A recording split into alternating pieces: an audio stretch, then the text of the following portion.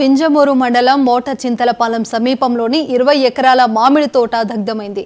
విద్యుత్ short circuit వల్ల మంటలు చెలరేగి ఎండిపోయిన గడ్డి అంటుకోవడంతో చెట్లకు మంటలు వ్యాపించి కొన్ని మామిడి చెట్లు తగలబడ్డాయి. సుమారుగా 7 లక్షల నష్టం వాటిల్లిందని తోట యజమాని దొర్సానమ్మ చెప్పారు.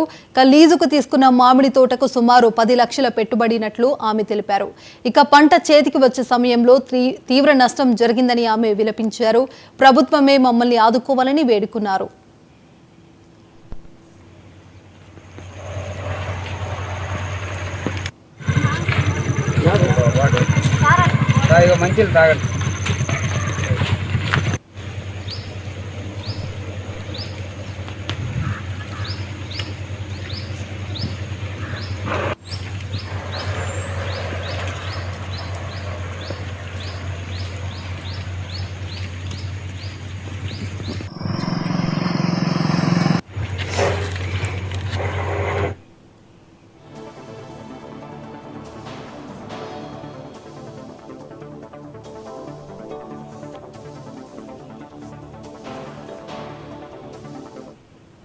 తోటలో పనిచేస్తాను.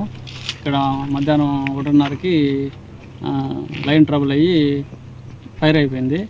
అగ్నిమాపక శాఖ వాళ్ళకి ఫోన్ చేశాము. వాళ్ళు వచ్చి ఆరిపోయారు. 20 ఎకరాలు మనం కాలిపోయింది. ఒక 5 లక్షల దాకా లాస్ అయిపోయింది. పంట నష్టం జరిగింది. మామిడి చెట్లు బాగా కాలిపోయినాయి, మొత్తం కాలిపోయినాయి. 20 ఎకరాలలో 5 లక్షల దాకా నష్టం వస్తుంది.